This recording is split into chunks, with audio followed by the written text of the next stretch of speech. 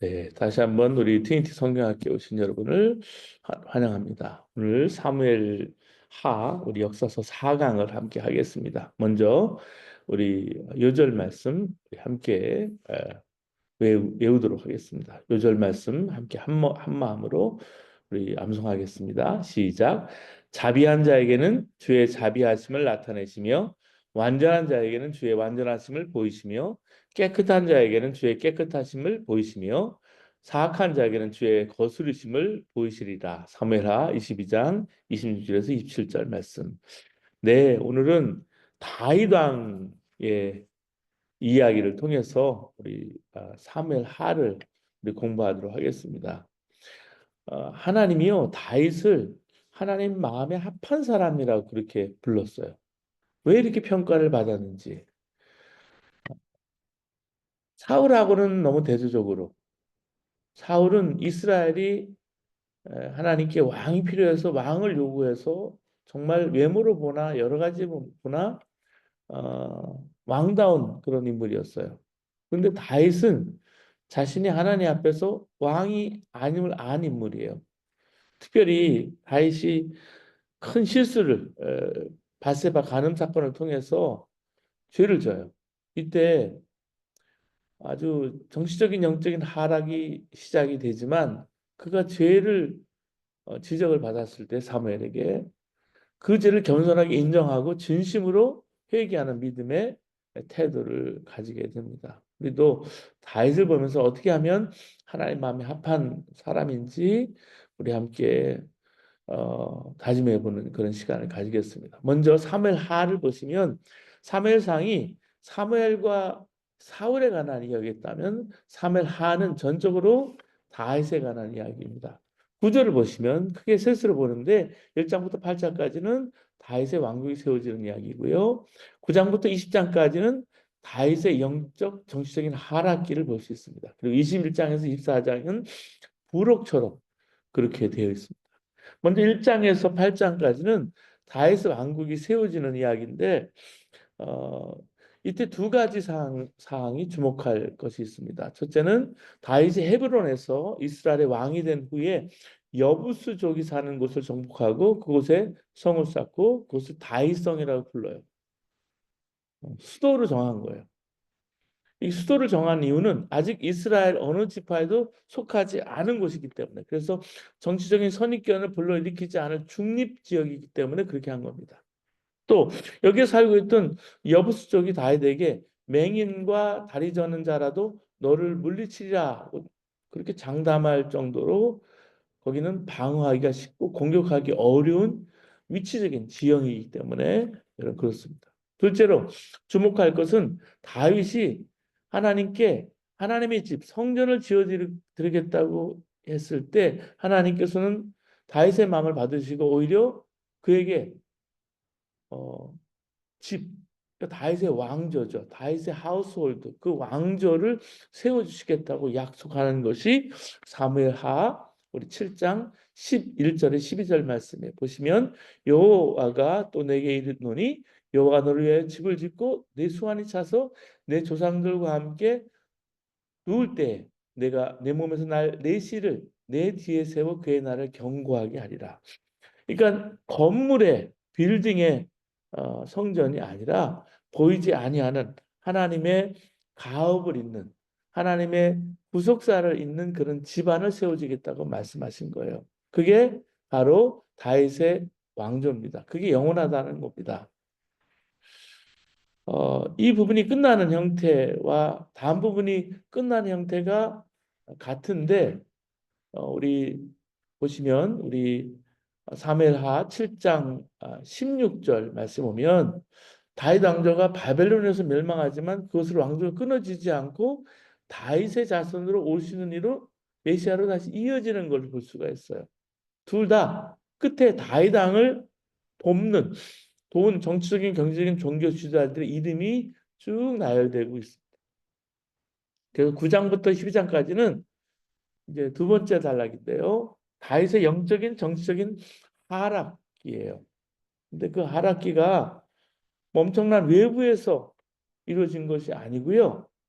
알고 보면 아주 가장 가까운 가정생활, 일상생활에서 다윗이 무너지기 시작했다는 거예요.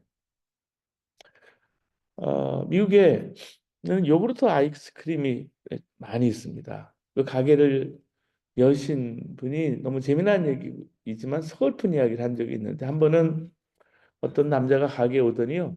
그릇에 아이스크림을 잔뜩 담고 그 위에 여러 가지 과일 토핑을 얹고는 계산대에 이렇게 왔는데 그만해야 제일 위에 얹은 앵두가 바닥에 굴러 떨어졌대요.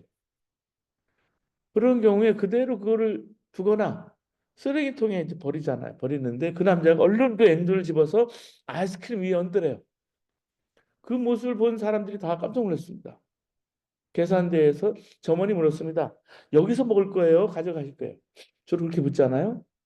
그랬더니 그 남자가 말하대요. 제 아내가 먹을 거예요. 그 말에 다 기절하는 줄 알았대요. 그 사람이 어떤 사람인지는 평소에 삶이 말해준다는 그런 그 재밌는 이야기예요. 평범한 일상생활이 의외로 힘들다는 얘기죠. 이 사무엘하 말씀을 쭉 보시고 묵상해 보시면 다윗의 자녀들 사이에 끔찍한 성폭력, 살인, 사건 이런 걸 보는데 다윗이 전쟁에서는 용서했지만 가정에서는 고전했어요. 이렇게 가정 생활이 전쟁보다 더 힘든 무서운 현장이라는 거예요. 여러분 가정이 영적인 전쟁터예요. 크고 중요해 보이는 길은 분별하기가 쉬운데 일상적인 삶, 가정사 등에서는 의외로 길을 잃어버리기 시작하는데 다윗이 예배가 아니었어요. 그렇게 승리하던 승승장구하던 다윗이 정치적으로 영적으로 쇠락의 길을 여기서부터 걸어요. 바로 밧세바 간음 사건입니다. 다윗과 관련된 이야기 중에 또 골리앗 싸움 다음으로 가장 유명한 이야기가 바로 이 이야기예요. 사무엘하의 구조에서 이 이야기가 가지는 두 가지 중요성이 있는데 하나는 여기에서만 유일하게 다윗이 살인죄를 자백합니다. 사울, 요나단, 압살롬, 요압 비롯해서 수많은 사람이 다윗의 주변에 죽죠. 근데 모든 사건에서 다윗이 자신의 잘못된 죄를 자기가 자기 입으로 고백한 적이 없어요. 다윗이 유일하게 자기의 죄를 고백한 것이 바로 이 대목이에요. 또 하나는 이 바세바 이야기의 중요성은 이때부터 다윗의 영적인 정치적인 하강기가 시작이 됐다는 거예요. 이전까지는 다윗이 계속 승승장구했어요. 성공하고 성공하고요. 꼭대기까지 올라가는 거예요. 근데 이 사건 이후에 가문과 왕권의 먹구름이 끼기 시작합니다. 그래서 사무엘하 12장 10절에 보면 이제 네가 나를 없인 여기고 햇사람 우리아의 아내를 빼앗고 내 아내로 삼았으니 칼이 내 집에서 영원토록 떠나지 아니하리라. 그 다음에 이어지는 이야기는 심판에 따른 가정의 비극사예요.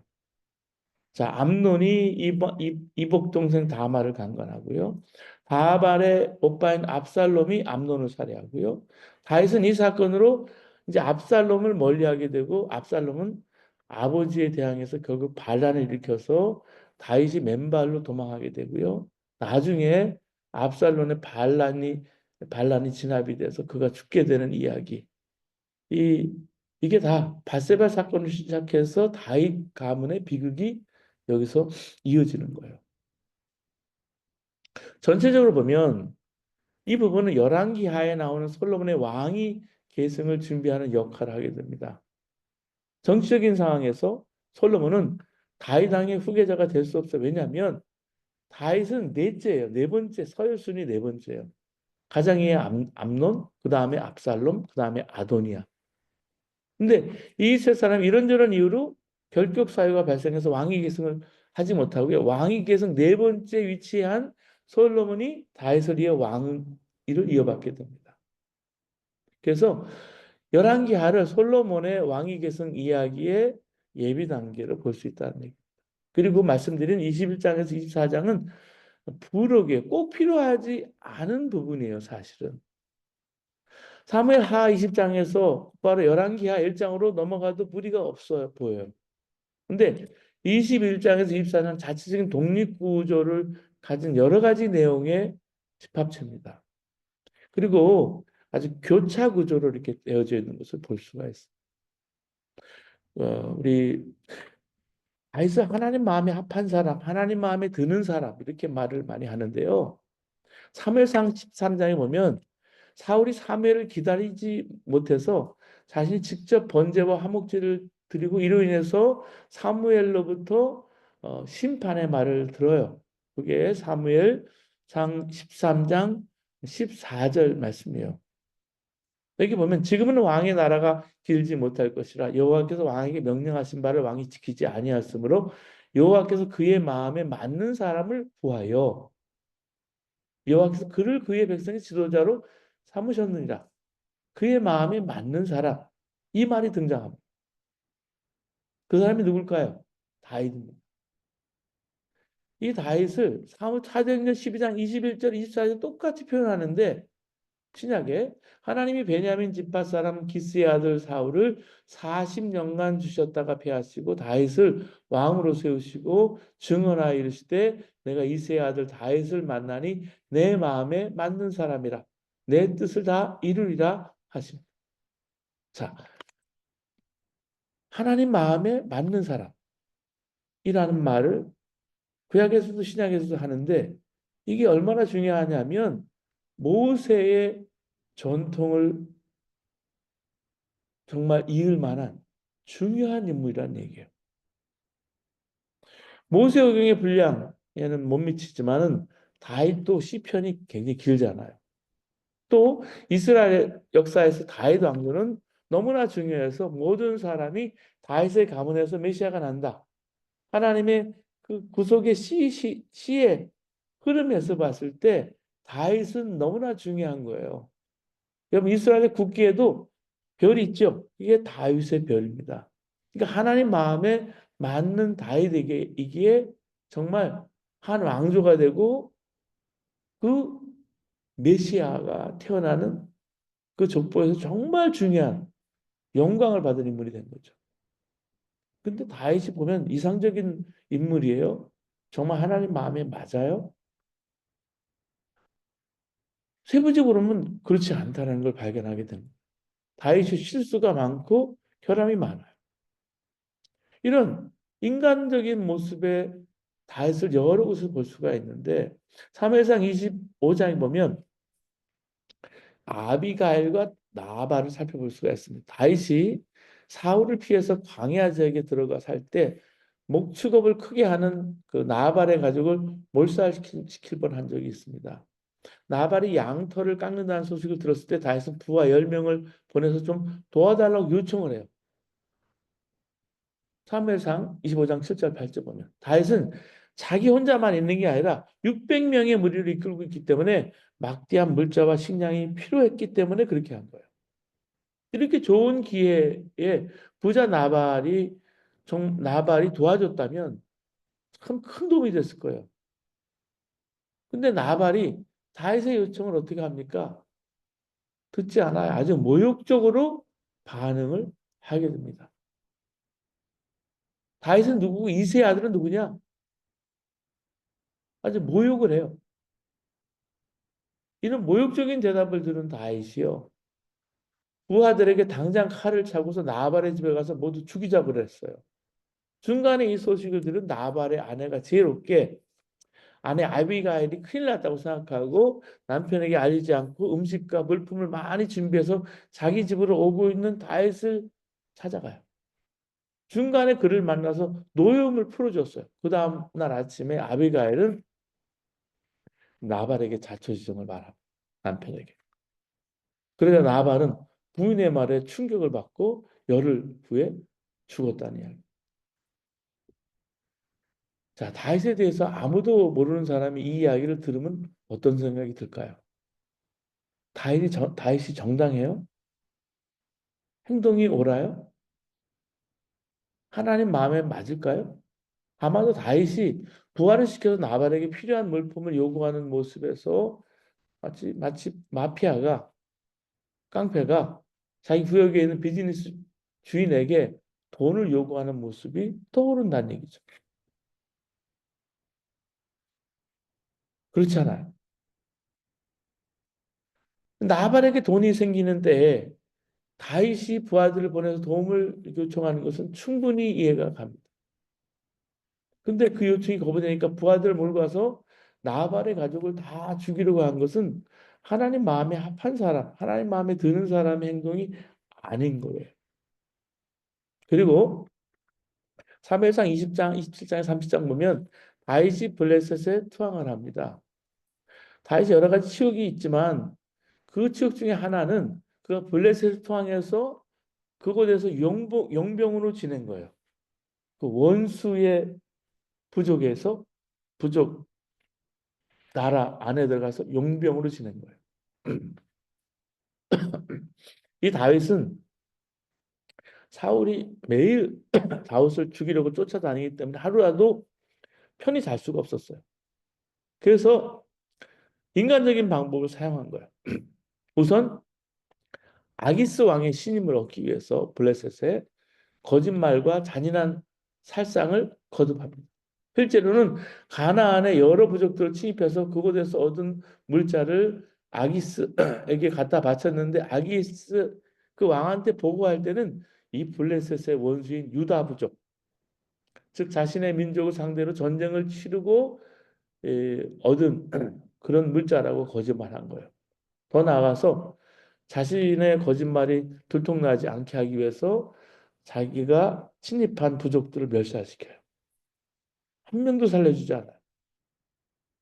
마지막 순간에 하나님께서 강권적으로 막아주시지 않았다면 사울과 요나단이 죽은 그 마지막 전투에 참여해서 이스라엘에게도 씻을 수 없는 죄를 지었을 거예요. 이 모든 게 하나님을 신뢰하지 못하고 자신의 목숨을 유지하기 위해서 한 연약한 인간의 결정이었다는 거죠. 거짓말까지도. 하나님께서 예비한 땅을 버리고 블레셋으로 통한 다윗. 하나님께서 차기 왕으로 세우신 백성을 버리고 적국을 향해서 일하는 용병, 이 다윗. 이 하나님 마음에 맞는 사람 보기 힘든 거예요. 이런 지극히 인간적인 잘못, 실수, 거짓말 이런 걸 보게 된다는 거죠. 그리고 이제 중요한 밧세바와 우리아 사건을 사무엘하 11장, 12장에서 볼 수가 있습니다. 이 비가 오고 겨울이 지나고 봄이 왔는데 다시 암논 사람과 전쟁할 시기가 왔습니다. 그런데 다윗이 전혀 긴장을 하지 않고요. 하나님을 위해서도 하나님께 간절한 기도도 없고 직접 나가서 전쟁을 치를 생각도 없는 거예요. 단 요압 장군에게 다 군대를 맡기고 자기는 궁중에 머무는 거예요. 이런 나태한 상태에서 바세바가 목욕하는 것을 보고서 그를 궁중에 불러들여서 간음죄를 저지른 거예요. 이 바세바가 목욕한 것은 사실은 무슨 뭐 어떤 유혹을 하려는 게 아니라 청결 유지를 위한 게 아니라 정결 의식이 정결 의식을 취해야 되는.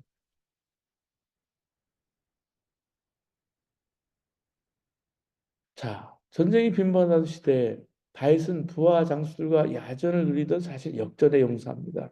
용사고 전략가였어요. 또 하프에 시에도 능숙한 사람이었고 부하들을 아끼는 사람이요. 부하들을 아끼는 그런 왕이었어요. 왕으로 기름 부음 받은 후에도 전쟁터에 나갔어요. 근데 어느 정도 세월이 흐르면서 부하들은 다윗의 참전을 말렸고요. 왕이 굳이 위험을 무릅쓸 필요가 없다는 거죠. 근데 우기가 지나고 봄이 지나면 왕들이 전쟁을 치러야 되는데 다윗을 다윗이 요압 군사령관을 출전시키고 궁궐에 남아서 느긋하게 평화를 누리고 있었는데 그럴 때 유혹이 찾아오는 거예요. 평상시에 잘 나갈 때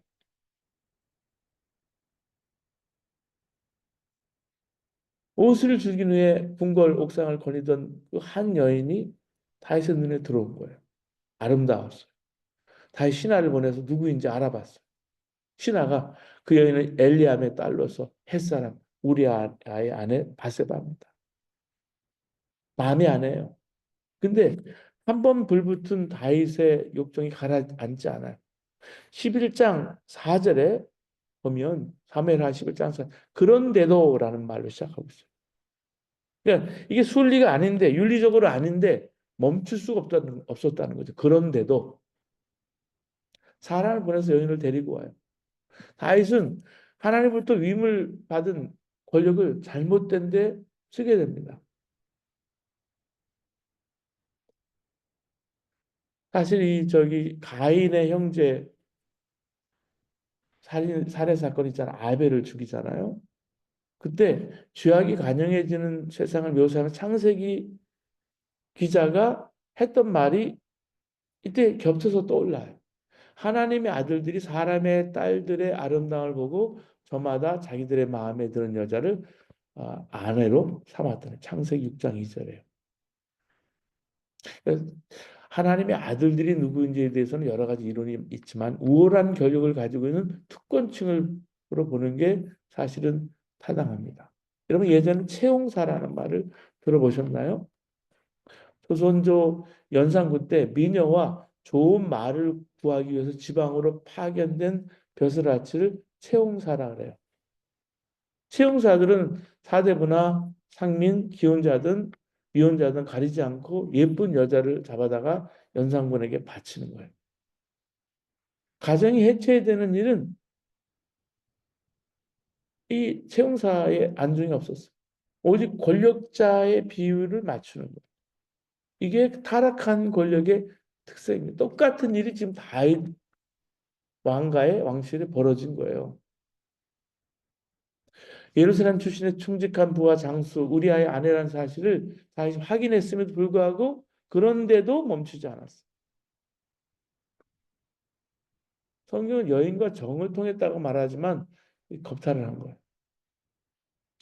이 성경의 이야기는 참담의 이야기를 아주 함축적으로 들려주는데 밧세바는 곧 집으로 되돌아가고 얼마 후에 임신했다는 소식을 다윗에게 전합니다.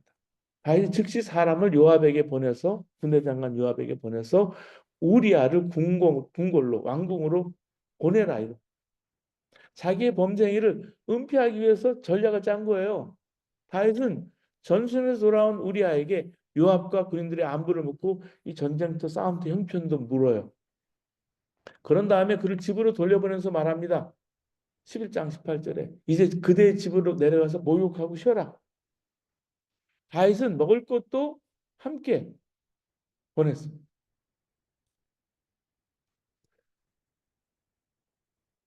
이게 무슨 의도일까요? 근데 우리아가 집으로 돌아가질 않네요. 하나님의 법궤는 물론이고 상관과 부하들이 모두 전선에서 수고하고 있는데 홀로 편할 수 없다라는 거예요. 당황한 다윗이 우리아로 하여금 하루 더 머물러라. 그런 다음에 그를 궁으로 불러들여서 술과 음식을 푸짐하게 대접합니다. 시기가 올라오니까 판단력이 흐려지기를 기대한 거예요. 그러나 저녁 때가 되어도 우리아는 집으로 들어가지 않습니다. 마음이 급해진 다윗이 요압에게 보내는 편지를 써서 우리아 편에 보내요. 편지는 우리아를 가장 전투가 치열한 곳으로 보내서 그를 죽게 하라는 내용이에요. 여러분 영화에 보면 라이언 일병 죽이기 살리기 있잖아요. 라이언 그 일병을 살리기 위해서 그렇게 애를 쓰는 영화를 볼 수가 있는데 이건 정말 우리아 죽이기예요. 우리아 죽이기. 다윗의 소원대로 우리아는 성 가까이서 전투를 벌이다 죽고 말합니다. 죽고 마는데 우리아만 죽은 게 아니고 수많은 병사들이 죽고.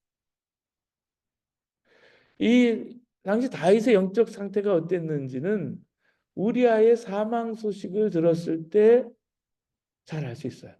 우리아의 사망 소식을 전한 전령에게 다윗이 이렇게 말해요. 이 일로 걱정하지 말라. 칼은 이 사람이나 저 사람이나 삼키느니라. 사무엘하 11장 25절에. 문자적으로 정확하게 옮기면 이 일은 네 눈에 악하게 보지 말라. 칼은 이 사람이나 저 사람이나 죽이기 때문이다. 결국 다윗의 말은 뭐냐면 이 일은 나의 눈에 악하게 보이지 않으니까 내 눈에도 악하게 볼 필요가 없다라는 말이에요. 그러면 이 일이 하나님 눈에는 어떻게 보였을까? 사무엘하 11장 27절에 다시 행한 그 일이 여호와 보시기에 악하였더라. 자, 여호와 보시기에 악하였더라. 하나님 목전에서 악을 행했던 사사들 끝에 이제 왕을 요구해서 사울이 있었는데 다윗이 여호와 보시기에 악을 행한 거예요. 악했다라는 거죠. 다윗이 우리아가 죽은 것이 자기 눈에 악하게 보이지 않으니까 요압도 악하게 보지 말라고 했지만 하나님 눈에는 악한 거예요. 자신의 눈에 악하게 보인다는 표현은요. 사사기에 그렇게 많이 나왔던 정죄했던 표현이잖아요. 하나님을 믿는 사람은 자신의 눈에 옳게 보이는 대로 행하지 말고 하나님 눈에 옳게 보이는 대로 행해야 한다는 거예요. 자, 이런 인간적인 모든 모습들이 하나님 마음에 맞는 게 아니에요. 거리가 멀어요. 자, 다윗의 마지막 이제 유언을 죽음이 가까웠을 때 남기는데 우선 신명기 사관이 쭉 여기까지 흘러요. 형통한 삶을 살기 위해서 반드시 하나님 말씀에 순종해야 한다. 신명기적인 대원칙이죠. 그리고 나서 구체적으로 처리해야 할 사람들을 언급하는데 가장 먼저 언급한 사람이 요압이에요. 요압. 열왕기상 2장 5절 6절인데 이전에 다윗이 북이스라엘의 실세였던 아브넬이 자기를 찾아와서 투항했을 때 그를 편안히 돌려보냈는데 동생의 죽음에 대한 복수를 벼르고 있었던 요압이 그를 암살합니다. 또 다시 전쟁에서 아들 압살롬을 살려두라고 했는데 요압이 이 말을 무시하고 압살롬을 죽여요. 왕국의 재정비를 위해서 다윗이 압살롬의 군대 장관이었던 아마사를 동용했는데 요압이 다윗의 뜻을 거스리고 아마사를 죽여요. 자, 다윗이 평생 자기를 도왔던 요압 군대 장관, 요압 장군. 차마 자기 손으로 죽일 수가 없으니까 자기가 죽은 후에 지혜로운 솔로몬이 적당한 방법을 찾아서 편안히 죽지 못하게 하라 유언한 거예요. 두 번째, 자기가 죽으면서 처치하라고 부탁한 인물이 시므이에요. 이 시므이는 다윗이 압살롬의 반란을 피해서 이제 맨발로 도망했을 때 언덕 위를 따라오면서 다윗에게 돌을 던지면서 저주했던 사람입니다. 사무엘하 16장 7절에 8절에 나와요. 근데 나중에 다윗이 압살롬의 반란을 진압하고 다시 예루살렘에 돌아올 때 시므이는 그의 발 앞에 바짝 엎드려서 살려달라고 간청합니다. 다윗은 그를 죽이지 않겠다고 맹세해요. 근데 다윗이 이제 죽음을 앞에 두니까 그를 죽이지 않겠다고 맹세를 했지만 이게 달라지는 거죠. 솔로몬에게 그를 편히 죽지 말게 하라고 유언을 남깁니다. 열왕기하 2장 8절에서 9절에. 자, 다윗은 왕이에요. 다윗은 정말 위대한 사람이에요. 근데 죽기 전에 유언을 남길 때 이런 식으로 원수를 갚으라고 말하면 곤란하지 않을까. 내 손에 피를 묻힐 수 없으니까 나 죽은 다음에 지혜로운 방법으로 솔로몬이 적당히 어떤 핑계를 삼아서 징벌을 해야 된다. 이 장면, 이게 아름다울까? 하나님 마음에 전혀 맞는 사람이 아닌 거예요. 우리가 다윗하면 성공적인 인생을 산 대표적인 사람으로 기억을 합니다. 입지적인 인물이에요. 자, 처음에 목동으로 살다가 이스라엘 왕이 되기까지 시련과 고통도 많았고요. 특유의 겸손, 온유함, 지혜로 모든 난관을 뚫고 나가요. 여러분 다윗의 시편을 보세요. 시인이에요. 하프를 치면서 노래하고 정말 음악 치유사라고를 넘어선 정말 다윗의 연주는 대단한 연주가였어요. 용사이기도 했어요. 근데 평범한 이들이 겪기 어려운 시련을 많이 겪기도 해요. 외부에서는 여러 가지 시련이 왔고요. 내부에서는 가정에서 여러 가지 시련이 왔어요. 자식을 잃는 그런 가슴 찢어지는 아픔도 겪었고요. 자식에게 쫓겨다니는 도망자 신세도 겪고요. 다른 문제는 잘 해결했는지는 모르지만 가족 간의 치정, 형제 살해, 도피 생활, 또 기환, 모반하는 것, 내전 이 연결고리를 끊지 못합니다. 그 때문에 아들 압살롬이 반대 저기 아주 반란을 모반을 일으켰을 때 머리를 풀어헤친 채 도망했다 그랬어요. 울면서 다윗 왕을 따르는 사람도 있었지만 그 다윗에게 산산하게 등을 돌린 사람도 있었어요. 인심이 그래요. 이 양지만 찾아다니는 사람들은 권력에 따라서 확 달라지는 거죠. 누구한테 줄을 서야 할지. 삶의 위기가 찾아올 때면 누가 그런 사람인지 우리는 쉽게 압니다. 다윗의 곁에는 소수의 사람들밖에 남지 않아요. 사방의 적이었어요. 천지간에 혼자인 거예요. 쓸쓸함이 몸에 밴 사람이 다윗이에요. 자기를 따르는 이들이 적기 때문이 아니라 자식들에게 배반을 당한 거예요. 다윗은 나중에 압살롬의 반란이 진압됐다는 소식을 들었어도 기뻐하지 않았어요. 오히려 두 차례나 그 어린 압살롬이 평안하냐? 사무엘하 18장 29절, 32절에 그렇게 물어요. 어린 압살롬. 어리다라는 말은 나이의 연수함을 가리키는 말이라기보다는 친밀한 거예요. 친밀하다.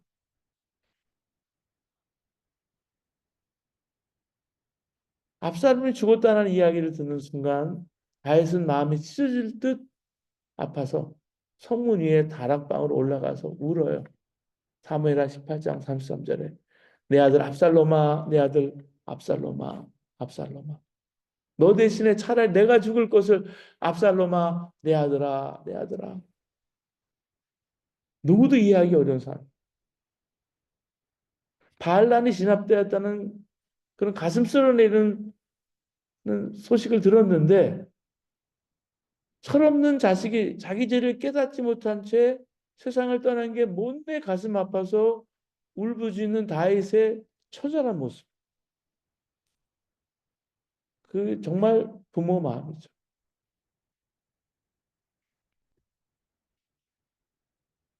여러분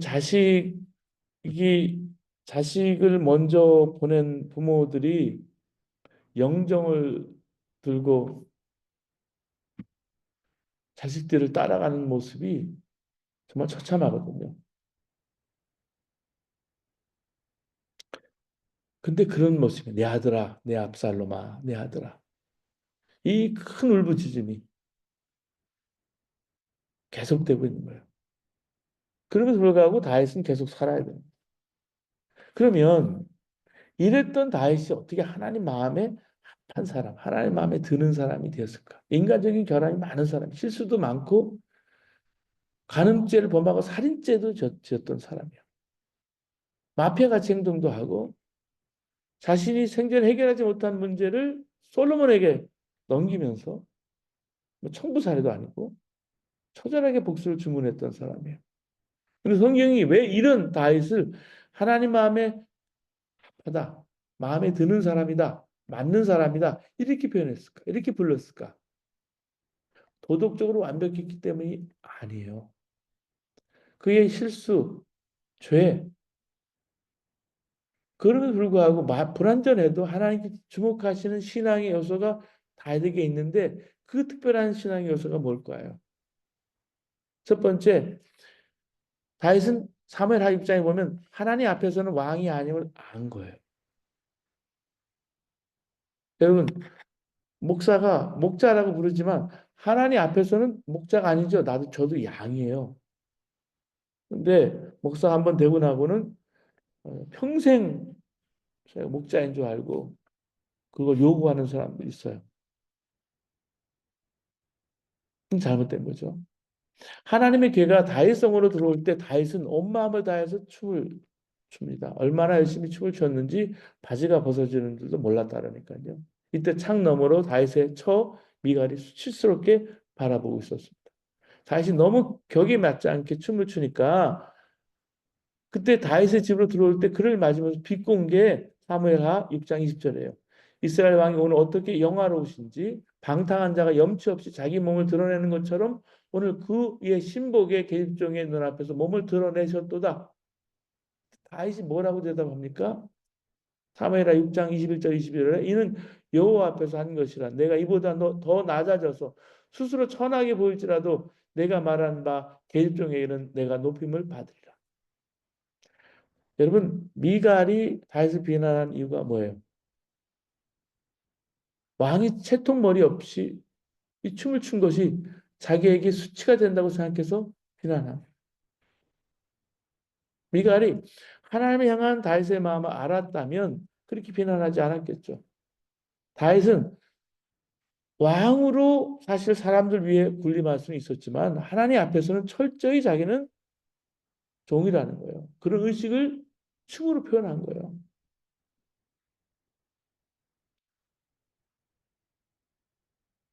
교만한 사람은 여호와의 궤 앞에 춤을 추지도 않지만 설령 춤을 추더라도 다른 사람의 의식하면서 그들을 향해서 춤을 춰요. 근데 겸손한 사람은 오직 하나님만 바라보고 춤을 추는데 다윗이 그랬다는. 여러분, 이 다윗과 미갈 사이를 한번 생각해 보세요. 여호와의 법궤가 예루살렘 성으로 들어올 때 다윗이 너무 기뻐서 정말 힘을 다해서 춤을 추는 장면이 사실은 마음에 오래 남는 거예요. 힘을 다해서 춤을 추는데 이렇게 표현해. 사무엘하 6장 14절에. 그 모습을 창밖으로 내다본 아내가 못마다한 거죠. 마음으로 다윗을 업신여기고 만나서 다윗을 비난하고 모욕감을 주는데 내가 이보다 더 낮아져서 스스로 천하게 보일지라 그렇게 말해요. 22절에 보면 사무엘하 6장 20절에. 자, 다윗과 미가는 분명히 하나님을 믿는 자들이에요. 근데 하나님 믿는다고 다 같은 믿음이 아니라는 게 드러납니다. 여러분, 예배가 다른 거예요. 다 같은 하나님 예배하는데 왜 다윗과 미갈이 이런 차이가 생겼을까요? 다윗은 하나님을 믿되 눈앞에 계신 하나님을 바라보는 믿음이었어요. 다윗이 미갈에게 이르되 이는 여호와 앞에서 한 것이라 내가 여호와 앞에 뛰놀리라. 21절의 표현이에요. 하나님을 믿는 자 중에 하나님 앞에 섰을 때 다윗처럼 뛰며 소리 높여서 찬양을 하지 않을 자가 누가 있겠어요? 근데 하나님 앞에 있는 눈이 열리지 않는 사람은 이렇게 예배할 수가 없어요. 그런 예배자를 이해할 수도 없고 심지어 불쾌할 수도 있는 거예요. 여러분은 다윗과 같은 편일까요? 미갈 같은 편일까요? 나는 다윗과 미갈 사이에 어디쯤 있을까? 한번 점검해 보세요.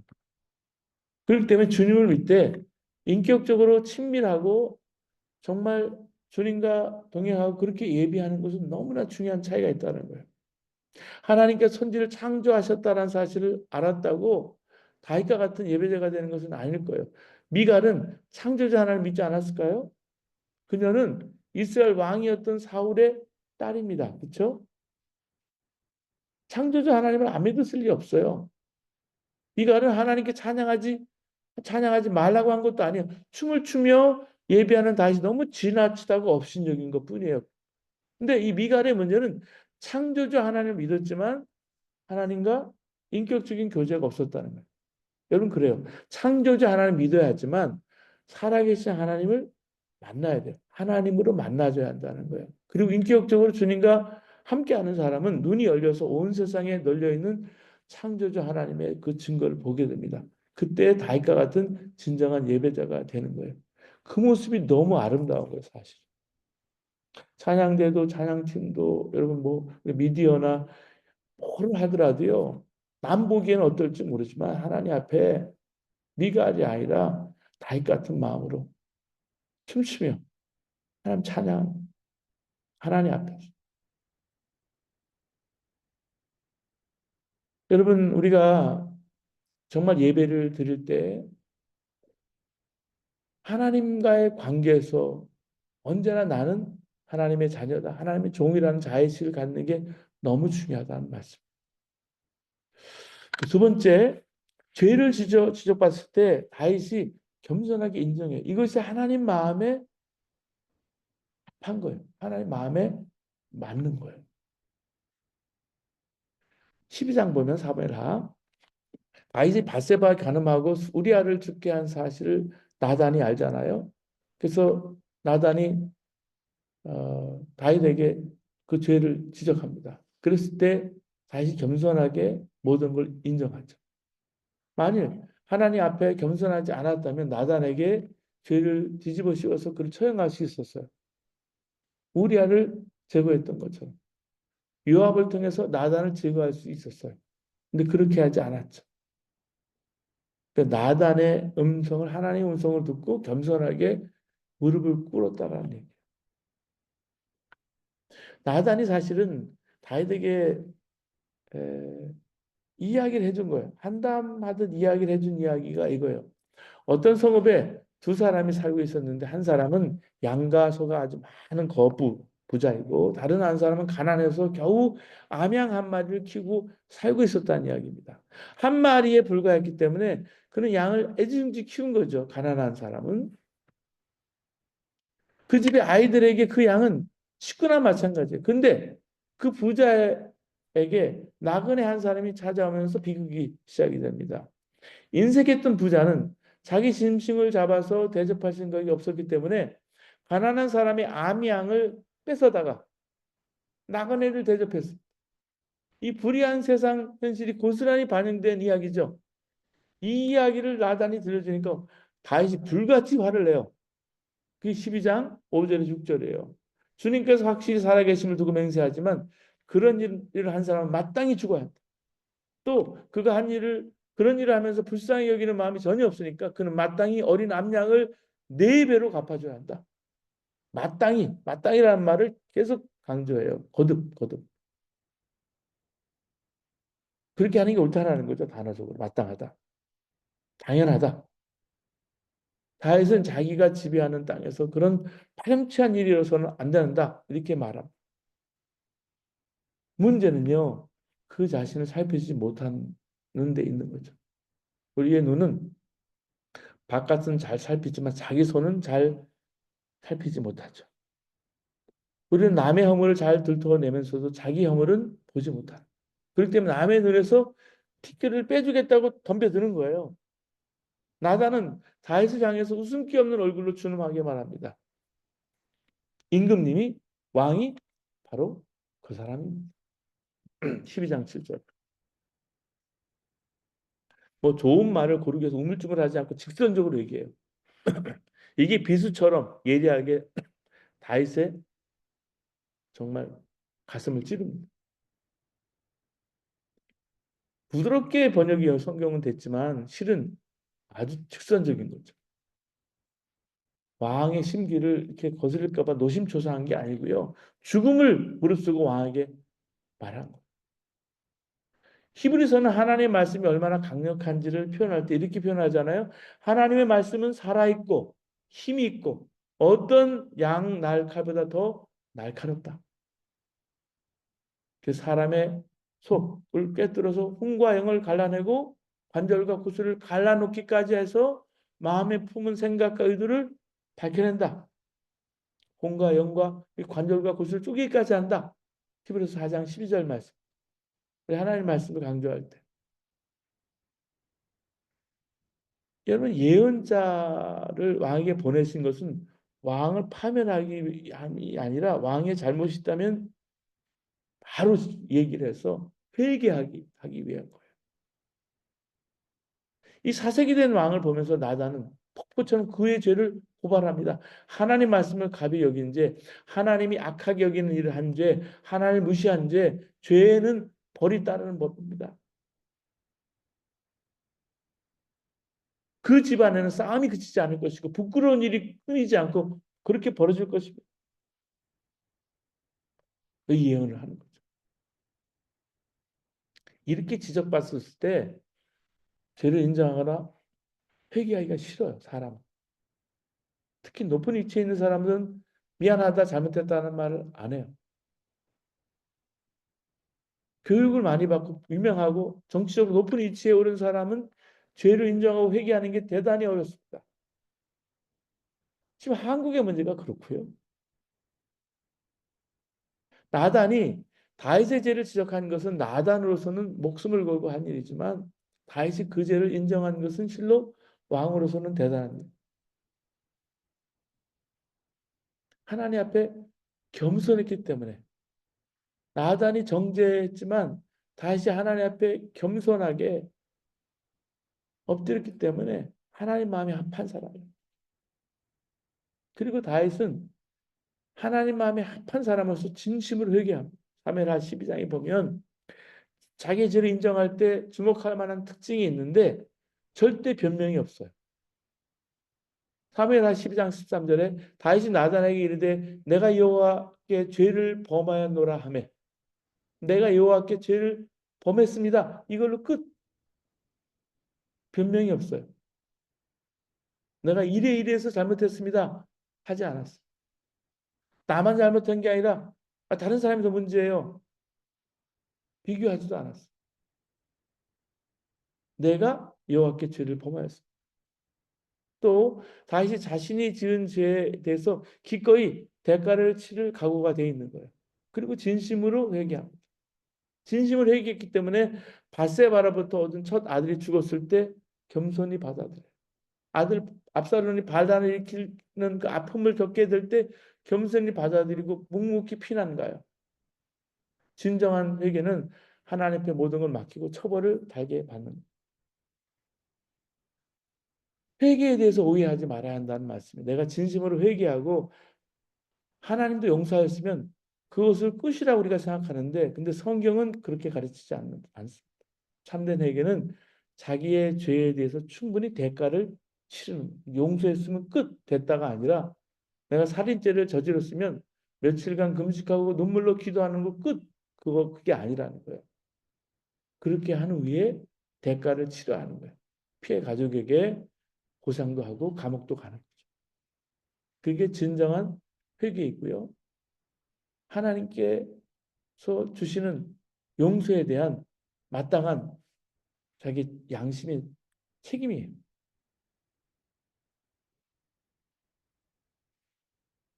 그래야 하나님과의 관계가 회복되고요. 우리 영혼이 평온하다는 말씀. 우리가 남에게 죄를 용서받기 원할 때도 마찬가지고 내가 남에게 용서할 때도 마찬가지라는 얘기예요.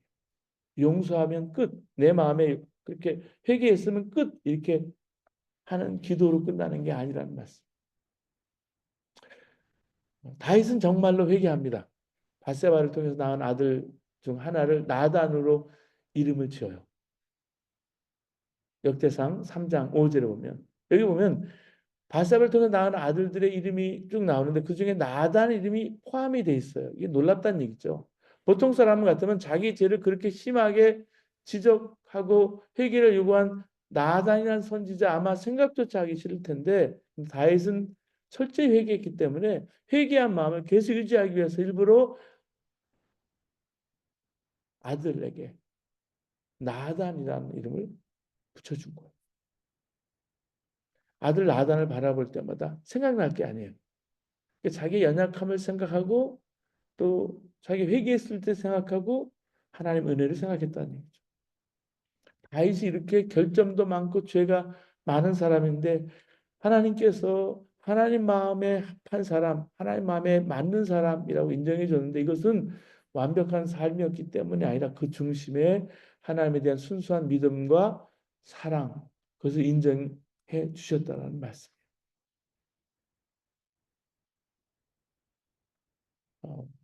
우리 사무엘하 24장에 보면 근데 이 다윗의 죄로 인해서 백성들에게 내린 재앙이 있습니다. 다윗이요 모든 것이 풍족하고 평안할 때 인구 조사를 명령하는 것을 볼 수가 있습니다.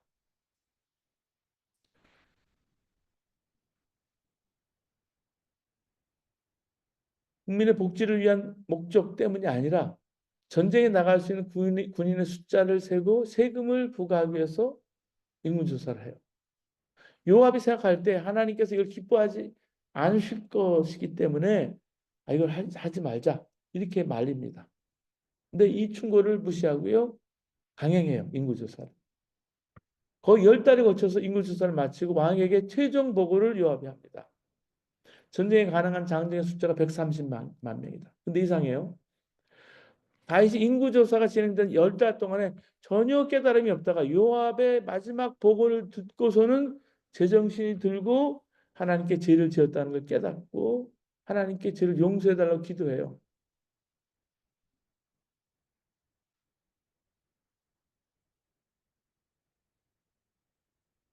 참 이게 보면 신기합니다. 사무엘하 마지막 부분에 다윗이 하나님께 돌아갈 때가 된 것을 알고 자기가 이제 살아온 날을 회개하는 장면이 나오거든요. 다윗이 다윗이 하나님께 은혜를 받고 있었다는 것을 깨닫고 고백을 해요. 사무엘하 23장 5절인데 하나님이 나로 더불어 영원한 언약을 세우시고 만사의 아쉬움이 없이 잘 갖춰 주시고 견고하게 하셨으니 어찌 나의 구원을 이루지 않으시며 어찌 나의 소원을 들어주지 않으시랴. 내가 이런 업적을 남겼다고 말하지 않아요. 다만 하나님이 이렇게 이루어 주셨다라 고백해요. 마음에는 없는 공한 수소가 아니라 이 진심인 거죠. 그는 하나님께 자기의 생명과 자기 후손들의 미래까지 다 맡겨요. 평안해요. 근데 느닷없이 다윗에게 허영심이 찾아오는 거예요. 내가 얼마나 큰 일을 이루었느냐. 스스로 생각해도 대단해요. 나라를 물려받은 후에 40년 동안 나라가 참 많이 성장했어요. 확인해 보고 싶은 거예요. 자기 안에 자기 에고, 자기 자아가 살아난 거예요. 3에서 쓴 기자는 하나님이 그와 이스라엘 백성을 치시려고 그를 부추겼다고 전합니다. 하지만 역대기서 저자는 사탄이 그를 부추겼다라고 말합니다. 어느 쪽이든 다윗은 부추김을 받아서 해서는 안 된 일을 한 거예요. 그래서 다윗이 요압 장군을 불러서 백성의 수를 파악하라고 얘기한 거예요. 인구 조사를 한 거예요. 자, 이렇게 백성들이 늘어나는 것을 확인했어요. 자기 업적이 대단한 것이 이제 드러났어요. 가늠해 보고 싶은 거예요. 여러분 이런 충동이 있잖아요. 나는 메스키아피트 대저택에 산다. 한국으로 말하면 뭐 국민편형, 뭐 아파트평 매수 몇 얼마나 가격, 자동차 배기량 이런 걸 통해서 아 내가 중요한 사람이다라는 걸 인정받습니다. 여러분 교회조차도 그런 충동에서 자유스럽지 못할 때가 많아요. 교인 숫자가 몇 명이냐, 목사님 교회는 얼마나 출석하세요? 그게 제일 궁금한 거예요. 저를 만나는 사람들이 보면요. 목사님 교회는 얼마나 출석하세요? 이렇게 대부분 물어요. 왜냐하면 딱 이 목사님은 어느 정도 목회를 하고 있는가 보고 싶은 거죠. 사실은 그거예요. 목회가 성공했느냐 실패했느냐. 제가 150명 교인에서 천막교회에서 몇 년 새 8만 명 되는 걸 봤는데 와 제가 직접 봤어요. 와 그 목사님 대단한데 우러러보죠. 반면에 몇십 년이 지나도 숫자의 변함이 없으면 겉으로는 안 그렇지 몰라도 저분은 저 정도 사이즈야. 별 볼 일 없는 사람이야. 라고 그렇게 봅니다. 제가 이렇게 조금 큰 교회에서 목회할 때는 그 교회예요. 그 역사적인 교회. 거기서 뭐 목회하셨군요. 이렇게 해요. 근데 제가 이렇게 미션 처치 개척교회 지금 목회하고 있어요. 그러면 예. 그리고 룩다운 하는 게 보여요. 그럼 참 저는 재밌어요. 저분은 나를 저렇게 보는구나. 이게 매혹이거든요. 사탄의 계략이에요. 근데 그게 참 보여서도 안 되는데 보일 때가 참 많아요. 이 다윗이요 숫자의 매력을 떨쳐버리지 못하고 충직한 부하인 요압은 왕의 그런 마음을 꿰뚫어 보고는 그 계획을 포기하도록 종용합니다. 그렇지만 한 번 어긋난 마음을 이렇게 되돌리기는 불가능한지 모르겠어요. 다윗은 역정을 내면서 그들을 내보냅니다. 요압을 비롯한 장군들이 인구조사를 하는데 든 기간이 무려 9달 20하루예요. 사실 열 달이라고 말하지만 그들이 파악한 숫자가 다윗의 마음에 흡족했는지 모르겠어요. 하지만 성경은요 새로운 상황을 보여주는데 인구조사를 한 이후에 양심의 가책을 받은 다윗 자기 마음에 숨어둔 교만의 실체를 보게 됩니다. 하나님이 가장 싫어하는 것 예닐곱 가지 중에 가장 먼저 나오는 게 뭐예요? 교만입니다. 교만. 잠언서 6장 17절. 교만은 뭐 패망의 선봉이다. 교만이죠. 그러니까 하나님께 돌려야 될 영광을 자기가 가로채는 거예요. 그게 교만이에요. 이 깨달음이 늦게 오면요, 비극이 찾아오죠. 교만에 대한 벌이 없을 수는 없어요. 이튿날 아침 하나님은 선지자 갓을 보내서 다윗에게 선택을 하라고 하십니다. 일곱째 해 동안의 흉년, 석 달 동안의 쫓김, 사흘 동안의 전염병, 요 세 가지 중에 선택하라는 거야. 아, 이거 선택하는 거 참 어려운데. 어디에 함정이 있을까? TNT 성경학교도 아, 그냥 성경 공부하면 되지. 뭘 이렇게 학교처럼 사지선다를 내고 또 주관식도 내고 이렇게 할까? 근데 인생은요, 모든 게 선택일 때가 참 많습니다. 하나님 앞에 그런 마음으로 그냥 우리가 우리 생각도 그렇고 그러니까 하는 거죠. 완벽을 바라는 게 아니고요. 근데요, 하나님께 때가 너무 늦었다는 거예요. 10달 동안이나 기다렸는데 다시 돌아오지 않았잖아요. 언제라도 회개하면 용서해 줄 준비가 되어 있었는데 10달 인구조사가 진행되는 동안에 깨닫지 못하고 회개하지 않은 거예요. 다각적으로 회개하라고 여러 메시지를 주셨는데도 귀를 막았다라는 거죠. 나중에 이제 자기가 밀어냈다고 회개를 한 거예요. 회개했으니까 하나님께서 과거의 잘못을 없던 걸로 해주셔야 되는데 그렇게 해주셨다면 엄청난 은혜죠. 근데 하나님께서 해, 해주실 일이 여러분 하나님 쪽에서지 내가 원해서 되어지는 게 아니라니. 내가 회개했으니까 은혜를 주셔야 되지. 이게 아니라 하나님은 이미 찬스를 여러 번 주셨어요. 적어도 10달 동안 매일의 기회를 주셨는데 이게 종결이 된 상태예요. 때가 늦었다는 거죠. 이 때가 참 중요하다는 얘기를 하고 있는 거예요. 자, 하나님의 징벌이 찾아오는데 말씀드렸듯이 이 세 가지 중에 하나, 선지자 갓을 통해서 심판의 메시지를 주셨는데 고르라는 거예요. 7년 동안 이스라엘에 기근이 있을지, 이스라엘 전쟁이 일어나서 왕이 석 달 동안 자기 목숨을 건지게 도망 다닐지, 사흘 동안 이 전염병이 돌게 할지, 어떻게 했든 많은 사람이 죽게 돼 있어. 정권의 치명적이에요. 이렇게 자신의 인구가 많은 걸 자랑하고 그 많은 군사력을 의지하고 자랑하려고 했는데 하나님이 그걸 치셨다는 얘기죠. 세 번째를 다시 선택하는데 사람의 손에 빠지는 것보다 하나님의 손에 빠지는 게 좋겠다고 생각했기 때문에 전염병을 택하는 거예요. 하나님은 긍휼이 많으신 분이기 때문에 어느 순간 마음을 돌이킬 수 있다고 생각한 거예요. 마치 망하기로 되어 있는 니느웨를 마지막 순간에 살려주신 것처럼 공경에 빠진 나라도 하나님께 살려주시겠지 믿은 거죠. 결국 어떻게 됐습니까? 하나님의 심판으로 7만 명이 전염병으로 죽어요. 마지막 순간에 다윗이 전염병을 내리는 천사의 모습을 보고 이렇게 외칩니다.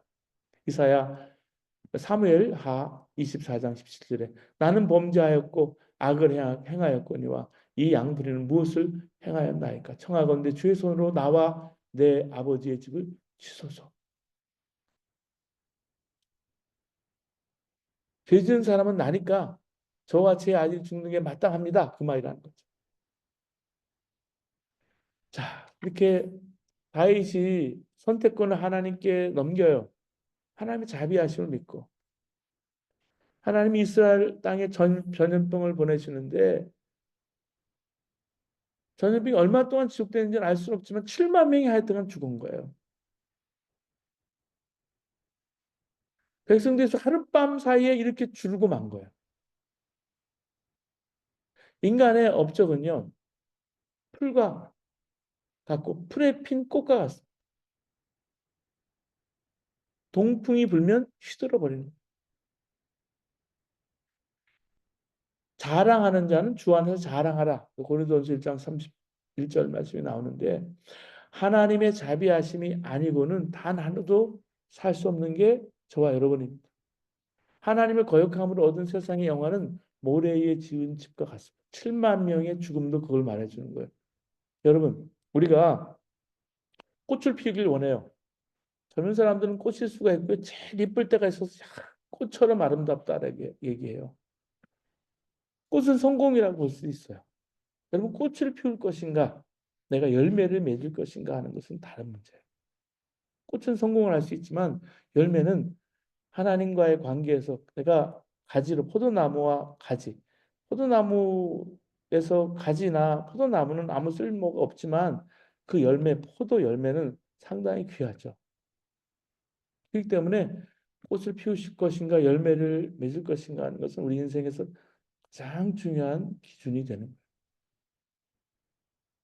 그것을 다윗에게서 봅니다. 죽음을 가져오는 천사가 예루살렘 쪽으로 손을 뻗쳐서 그 도성을 치는 순간 하나님의 명령이 내렸습니다. 그만하면 됐다. 이제 너의 손을 거둬라. 오늘도 이 음성이 들립니다. 하나님은 우리를 향해 진노하시다가도 뜻을 돌이켜 우리를 용서하세요. 우리는 잘못된 선택으로 괴로움을 당할 때가 많습니다. 그런데도 하나님이 오래 참아주세요. 때때로 매를 드시기도 하시지만 언제나 그만하면 됐다. 이렇게 말씀하는 게 하나님의 은혜이고 은총이에요. 뜻을 돌이키는 것은 전적으로 하나님의 은총이지만 그래도 우리는 하나님께서 다윗을 어여삐 보셨음을 알 수가 있어요. 그는 자기의 잘못된 행동이 낳은 이 비극적인 사태에 대해서 진심으로 마음을 아파합니다. 자기의 죄 때문에 백성들이 겪는 고통을 보면서 하나님 앞에 엎드려 간구하는 것을 볼 수 있어요. 바로 내가 죄를 지은 사람입니다. 내가 이 악을 저지른 그런 원래 원흉입니다. 백성들이 양떼입니다. 아무 잘못이 없습니다. 나와 내 아버지 집을 쳐주세요. 그래서 다시 때가 늦었지만 하나님 마음이 아프다고 그러는 거예요. 그리고 이 정치 지도자들 문제가 여러분 지금도 미국이나 한국이나 열방에도요. 지도자 때문에 어려움을 겪게 될 때가 많아요. 왕이나 어떤 지도자 한 사람 때문에 그 밑에 있는 사람 다 큰 고통을 당하는 것을 우리는 많이 봅니다. 그가 의도적으로 악할 때는 백성이 얼마나 큰 비극을 당하는지 역사를 통해서 반복적으로 우리가 볼 수가 있어요. 히틀러가 여러분 게르만 민족 우수성을 이야기하면서 독일을 장악하고 절대화하는 정책을 폈을 때 어떤 일이 일어났습니까? 유럽에 사는 수많은 유대인들 학살을 했고요. 2차 세계대전이 일어납니다. 캄보디아 내내 가시겠지만 쿠베르주주가 장악했을 때도 엄청난 집단 학살이 이루어져요. 그때 캄보디아 인구 25% 죽어요. 그래서 캄보디아가요. 그래서 젊은 나라예요. 젊은 사람들이 오토바이 타고 그냥 가득 가득 있어요. 비극이 있었지만 그래서 젊은 거예요. 한국은 전쟁을 이제 치른 세나 그 이후 세대가 이제 죽고서 요즘은 젊은 세대가 사라지는 것을 볼 수가 있어서 고령화가 심각하지만 제3세계는 그렇지 않죠. 근데 이 정치 지도자 한 사람에 따라서 온 나라와 온 민족의 고통이 따른다는 얘기예요. 그렇잖아요. 김일성 그 삼부자 때문에 고통이 얼마나 지금 따릅니까? 정권을 잡고 잡고 또 잡고 해서 그 왕 되려는 사람들 때문에 얼마나 고통이 많이 따릅니까? 지금도. 그런 악한 지도자 밑에서 고통당하는 백성은 죄가 없을까? 백성은 선한데 정치 지도자들만 악하기 때문에 나라가 어려워질까? 그렇지 않다는 거예요. 백성도 악의 일부이고 책임이 있다는 거예요. 만일 백성이 하나님 앞에 정말 순수하고 선하다면 그런 백성에게서 그런 악한 지도자가 나왔을 리가 없다라는 거죠. 지도자의 악한 선택 때문에 온 나라가 재난에 빠지는 건 사실이지만 그렇다고 백성의 죄가 없는 건 아니에요.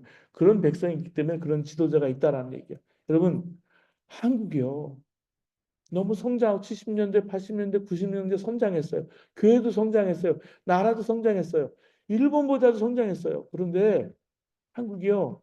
너무 이 돈과 권력, 그리고 땅 문제, 그런 아파트, 도시, 그리고 험한 일을 안 하려고 그러고요. 그러니까 그런 욕심 많은 백성들에서는 욕심 많은 지도자들이 나오는 거예요. 서로 해먹겠다. 그래서 여러분, 정치가의 악한 정치가 나라가 재난에 빠졌다면 당연히 국민은 그 정치가의 책임을 물어야 되고요. 근데 그렇게 할 때 국민은 그런 악에 전혀 나는 상관이 없다. 나는 때가 안 묻었다. 관여하지 않는 것처럼 자기들은 100% 순수한데 특정 정치가만 썩어서 나라가 그렇게 된 것처럼 말해서는 안 된다. 책임은 공동이 져야 된다. 백성의 고통을 보면서 자기 잘못을 시인하고 하나님의 용서를 구하는 지도자. 이런 지도자가 없을까? 분명 정치 교육 문화는 잘못돼 가고 있는데 제 탓입니다. 하면서 하나님 앞에 엎드린 이들은 없을까? 저들의 고통을 내게 대신 지어달라고 하는 지도자. 하나님은 납작 엎드린 이들에게 약해요. 그 부족할 때는요, 납작 엎드리는 것밖에 없어요. 목회자도 똑같아요. 어려움 당할 때는요, 그냥 하나님 앞에 납작 엎드리는 것밖에는 아무것도 없어요. 내가 잘났다고 할 게 하나도 없더라고요.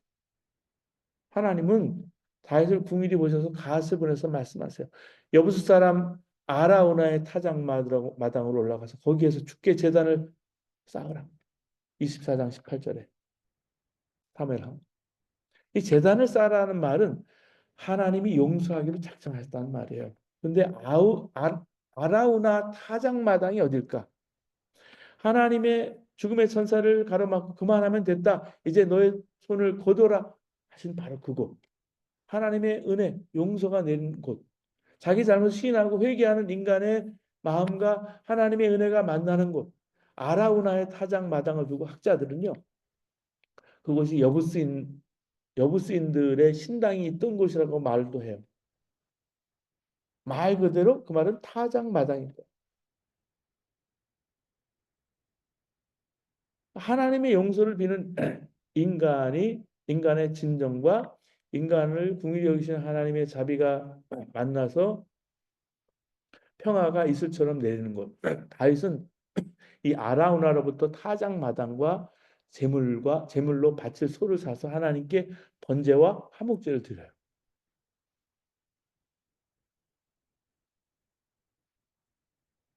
전승에 의하면 이거 성경에 나오는 이야기는 아니지만 예루살렘 성전은 바로 여기 아라우나의 타작마당 위에 세워졌다고 합니다. 오늘 그럼 아라우나의 타작마당은 어디일까? 하나님 우리에게 제단을 쌓으라고 하세요. 하나님은 인간과의 화해를 위해서 자기의 타작마당을 기꺼이 내놓으려고 하는데 그 아라우나가 어딜까 하는 거예요.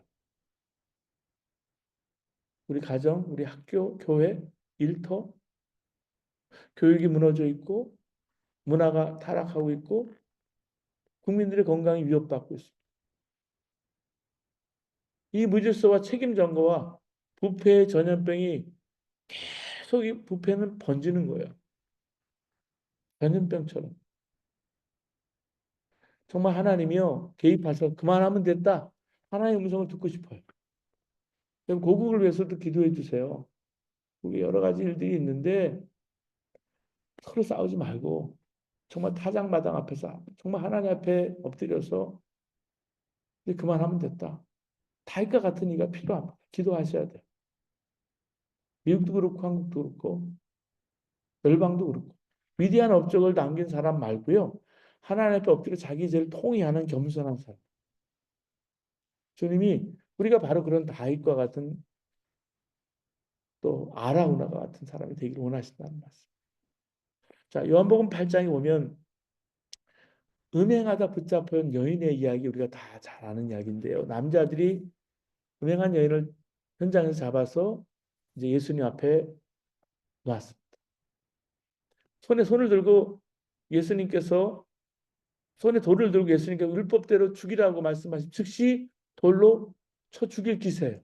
그때 예수님께서 남자들에게 뭐라고 말씀하십니까? 죄 없는 사람이 먼저 돌을 들어 치라. 성경에 죄 없는 사람이라고 되어 있지만 그 말을 들은 남자들은 간음의 죄가 전혀 없는 사람, 행동의 차원뿐만 아니라 마음의 차원에서도 간음죄를 전혀 짓지 않는 사람이 먼저 돌로 그 여자를 치라는 그런 말일 거예요. 그러면 간음의 죄가 현장에서 붙잡혔던 그 여인의 죄만일까? 그 여인만의 문제라고 생각하면 돌을 들어 칠 수 있죠. 근데 나도 어느 정도 그 죄에 동참하고 있다고 인정하는 사람은 분명히 그녀의 행위는 죄라고 지적해서 돌을 들어서 그녀를 죽일 수는 없는 거예요. 왜냐하면 똑같이 그런 죄를 우리가 지고 있기 때문에. 여러분 정치가나 잘 나가던 사람이 하루아침에 자기가 지은 죄가 발각돼서 몰락하는 경우가 있는데 그들만의 문제일까? 그러니까 손가락질하는 것이 그냥 당연할까? 정말 나는 손과 발, 마음까지 깨끗할까? 내가 내 자신을 돌아보는 정직함과 겸손함이 필요하다는 말씀. 누가복음 13장에 보면 타인의 죄 때문에 살해당한 이야기가 나오죠. 어떤 갈릴리 사람들이 예루살렘 성전에 와서 제사를 드리고 있는데 빌라도가 그들을 죽여서 그들의 피가 제물에 섞인 일이 벌어집니다. 또 누군가가 실로암 망대를 건축했을 텐데 부실 공사를 했는지 그 망대가 무너져서 밑에 있던 18명 사람들이 치여 죽은 거예요. 망대가 무너져서. 여기에 대해서 예수님이 뭐라고 말씀하셨어요? 죽은 사람들이 뭐라고 보면서 나 자신도 그렇게 될 수 있다는 것을 알아야 한다라고 말씀을 주고 있어요. 그들은 죄인이어서 죽었고 나는 죄인이 아니어서 살아있다는 말을 할 수 없다는 얘기예요. 그 자리에 있었다면 나도 그럴 수 있다는 거죠.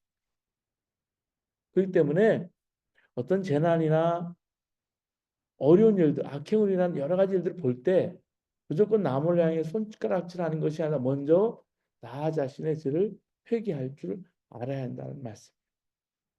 그래서 누가복음 13장 14절, 13장 4절 5절에 그들이 다른 모든 사람들보다 죄가 더 있는 줄 아느냐 너희에게 이르노니 아니라 너희도 만일 회개하지 않으면 이와 같이 망하니라라고 말씀해 주고 있습니다.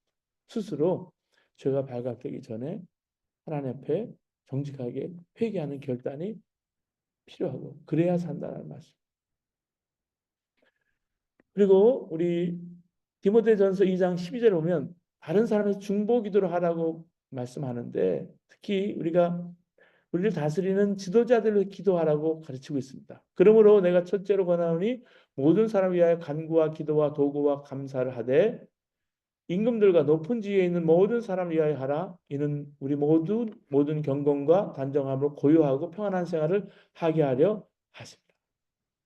그러니까 내가 그 나쁜 정치 지도자들 그들의 죄악에 전혀 상관없는 것처럼 기도하지 말고 나도 그들의 범하는 죄에 동참하고 있다는 고백을 함께 하라는 말이에요.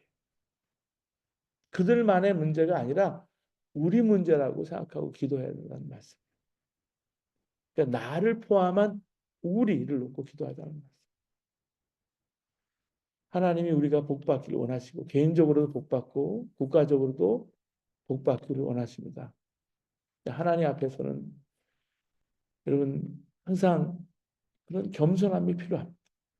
다른 사람의 죄를 볼 때 그들 죄 안에 내 죄를 보면서 내가 회개하고 내가 하나님 앞에 정직하고 겸손한 것이 필요하다는 말씀.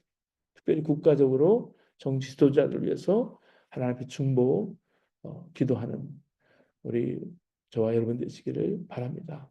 이렇게 함께 사무엘 하를 보면서 우리 다윗을 살펴보았습니다. 정말 하나님 앞에 하나님 마음에 합한 하나님 마음에 드는 사람이라는 이야기를 듣는데 그런 마음을 우리 모두 가지시기를 주님의 이름으로 바랍니다. 기도하시겠습니다. 은혜와 사랑이 많으신 하나님 아버지, 저들 하여금 하나님 마음에 합한 종들이 되시도록 하나님 인도해 주시기를 간절히 바라고 원합니다. 우리 안에 있는 죄악들, 우리 안에 있는 성공들, 내가 꽃을 피울 것인지, 열매를 맺을 것인지, 하나님과 정말 교제하며 하나님 마음에 합한 자로서 겸손하게 온유하게 회개하며 살아가는 저희들을 인도해 주시옵시고 하나님 우리 고국 대한민국과 또 우리가 사는 미국 위해서 기도합니다. 이 정치 투자들을 위해서 기도합니다. 같은 마음을 품고 회개하며 한 마음으로 하나님 앞에 나아가는 저희 되도록 주님 인도해 주옵소서. 예수님의 이름으로 기도합니다. 아멘. 네, 감사합니다. 수고하셨습니다. 네, 감사합니다.